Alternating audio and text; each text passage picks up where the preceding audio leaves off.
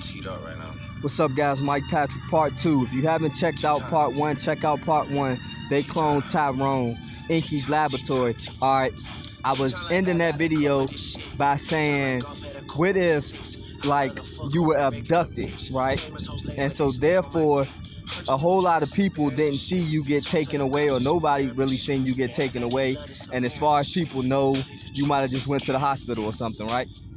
But what if you were replaced by a clone version of yourself, okay? Now, like I said, this is just for the sake of the movie, okay? And just something to think about, all right?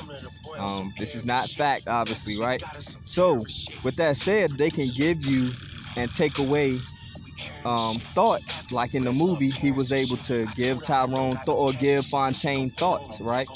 So, therefore, what if you were taken away? You know what I mean? Let's say you went into the emergency room. Let's say you went into the hospital. Okay, that's the most that's the last thing that most people know of or have knowledge of. Okay, and then you come out. You know what I mean? But what if you didn't come out as your original version? You know what I mean? And you was with it too because you were given memories from the old version of you. So if you were given all your memories and things back, you know what I mean, you wouldn't even necessarily know that you was a clone. Hence, that's why Tyrone didn't know he was a clone. You see what I mean? Because he just gave him all his normal, usual memories back as well. Make sense?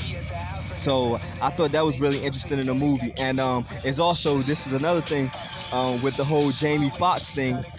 Hence, it's a really good coincidence that Jamie Foxx happened to play in that movie and everything happened with him. And glad to see he's back and healthy, apparently, and whatnot. And the thing is, though, like, people were saying he was cloned. You know what I mean? Like, and this is the thing. So, guys, a lot of information, a lot of times we be thinking we figuring something out or whatever. And a lot of times you do have to study and you have to have an eye for things and things like that. You know, you have to seek knowledge and understanding for you to be able to pick up on certain things. But with that said, trust me, if it's something that the Most High don't want you to know, you're not going to know it. With that said, right, they put all this type of information out because, for all you know, for everybody talking about Jamie Foxx's cloned and all that, who knows? But for all you know, right, Jamie Foxx could have been cloned 20 years ago, right? And like I said, the general public wouldn't know it. Even people around him wouldn't know it. How do you know Jamie Foxx didn't go into a bathroom or something, get abducted, you know what I mean, and come out a clone version of Jamie Foxx? The point is, if they don't want you to know something, you're not going to know it. And then, so, by the time we get conspiracies and things like that, and they dribble stuff out, is they're dribbling it out because they want you to know and they trying to bring you along. In my opinion, they trying to bring you along and they want certain things to be out there. You know what I mean? So, like I said, if they wanted to clone Jamie Foxx and things like that without you knowing it, you wouldn't even know it. They could have snatched Jamie Foxx up 10 years ago, and he could have been a clone this whole time, and you would have never knew it. You know what I mean? And things like that. Nobody would include himself. They could have gave him all his old memories, and he just based off of the movie. They could have gave him all his old memories and everything. He just wakes up in his bedroom the next morning thinking he's the original Jamie Foxx, and the whole time he's a clone. You see what I'm saying? So if they can fool you, and you not even know that you're a clone, then obviously the whole world wouldn't necessarily know you're a clone, right? Another thing though, archetypes. So I feel like most movies have like archetypes. It's always the same character. People play different roles and characters and things like that. And so I was looking at Fontaine. It's like a Christ character. You know what I mean? A representation of Christ, where you know, especially in the black community, where like he was a victim of circumstance, but he seemed to have a good heart and a pure heart, even though he was a drug dealer. You know what I mean? Even though he ate certain foods and drank 40 ounces and lived a certain way, he was a product of his environment. But at the same time, he was a good person. You could still see that underlying tone of a pure heart, an innocence, a good person. You know what I mean? Who just happened to be a victim of circumstance and his upbringing. Hence, one version of itself was a geneticist, right? Who probably lived under a whole different set of circumstances, and he grew up to be a geneticist. One version of itself was like a hitman, you know what I mean? For the geneticist, I believe, if you can remember in the movie. So that's like an epigenetic type of thing. Certain genes being turned on and off, and certain genes being expressed. You heard me talk about stuff like this a few times on my channel. Certain genes being expressed based on the environment. You know what I mean? And but ultimately, I feel like he was a Christ figure because he was really a good person. You know what I mean? And you can still see that in him underneath. You know what I mean? All of the mess that he had to endure and grow up in, I guess, or the memories he was given, because he was a clone. I don't even think he actually grew up in those circumstances. But so that's one thing. Then like even I think it was the girl named Yo-Yo, whatever the girl name was. Y'all know who I'm talking about if you watched it.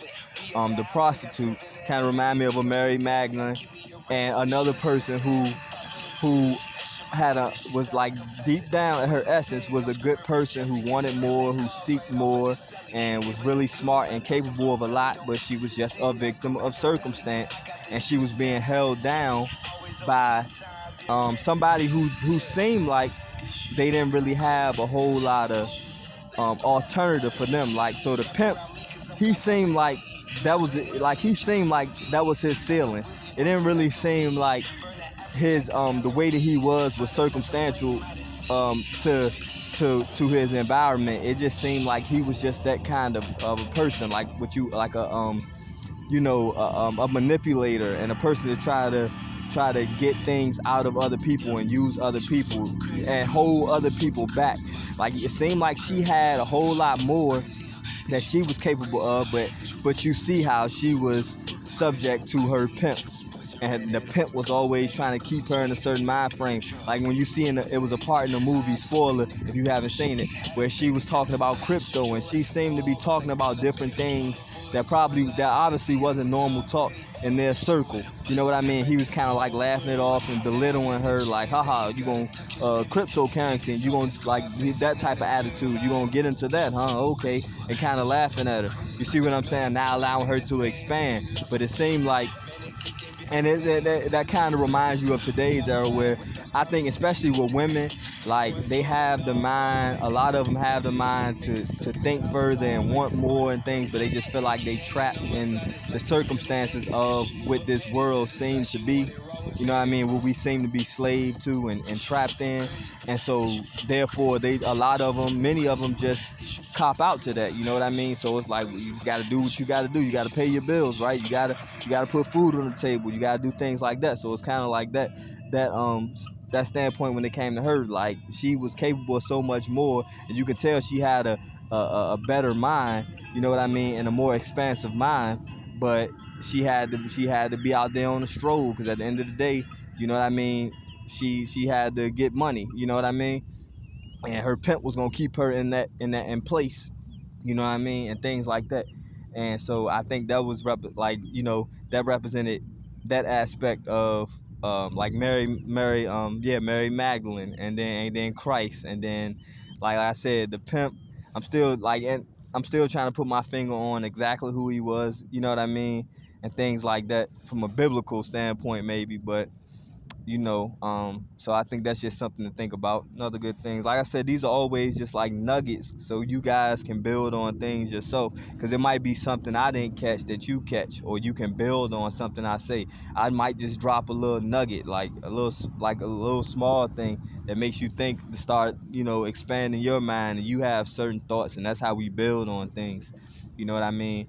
But you always got different archetypes in movies, you know what I'm saying? Any movie you have, you know what I mean, if you start thinking about it from these perspective in this way, you know what I mean, you can always find your Christ, you can always find your hero, you can always find your villain, you can always find your Satan, your villain, you know what I mean, things like that. And a lot of times, like I said, in movies, you can't be in your feelings. You gotta look at things from a metaphysical standpoint, because that's part of the spell too. is to try to always give you your hero and give you your bad guy. A lot of times in these movies, the bad guy is the hero, really. You know what I'm saying? A lot of times the hero is the hero. A lot of times both of them got traits of a villain and a hero. It all depends on what lens you're looking at things from. You know what I mean? And things like that. So the controllers will always make who they want the hero to be the hero, and they always make who they want the villain to be the villain. You know what I mean? But a lot of times the villain is just somebody who sheds a light on perspectives that society needs to hear and see. You know what I mean? But one of the ways that it keeps you in a spell is you always looking at that as like the bad perspective or the bad guy. You see what I'm saying? And therefore, it keeps everybody under a spell of keeping things the way it is, even though things in society need to change. But if you can keep people's minds in a trance under a certain type of way of thinking, then you can keep things the way it is. And you see what I'm saying? So that's how movies and music and things like that is used to keep us, if unless you can transcend it all and see different perspectives and bigger pictures and things like that, and have your own mind about things. That's how it keeps you in a spell. But if you allow people to tell you what something means, then that's what they gonna do. You know what I mean? So you got to go to the Most High and get the Most High perspective for you, and how things are meant. And sometimes things have many times, practically all the time, things have multiple meanings. A lot of times, the more expansive and the more your mind evolves, the more you can see different outlooks and different ways of looking at things. And you know what I mean? Therefore, not very much goes over your head. You know what I mean? Because you can always see all perspectives and always see hidden meanings in things and other ways of hearing things, looking at things, and things like that. What else about they clone Tyrone? I think I really done covered it all. You know what I mean? Oh, then also, I guess you could say, like, it was a guy, I'm not gonna say his name, on YouTube, but he spoke about this years ago. But he was like, they was trying to make what he called a neutrinoid, like a neutral human, like a human that was like a mixture. And if you notice in the movie, they had every person that they had a part of it. He said they were like a failed aspect of the experiment, but he was able to still use them. And so you had like these white people with afros who kind of looked like mixed, like they was mixed people. You know what I'm saying? They knew something about it. You know what I mean? They all knew exactly what they was doing. So one was like a manager of a chicken spot. One was like a manager of like a hood store or something like that, I believe. Or one was like the DJ in a nightclub. You know what I mean? What else? Chicken spot, the nightclub, yeah. And then the underground base. One was like a scientist or whatever. Not a scientist, but probably just like some, almost like just like a flunky or something like that. In the underground to do, you know what I mean, little manual tasks in the underground base. You know what I mean, and things like that. But so they was trying to breed almost like this perfect, I guess maybe a perfect slave or worker or human, whatever. You know what I mean, and things like that. And so that was real interesting too. You know what I mean? Um, yeah. That's a quick part 2. Like I said, man, check that movie out if you haven't checked it out, and check out part 1 of this video, and it can all come together. All right, guys, peace.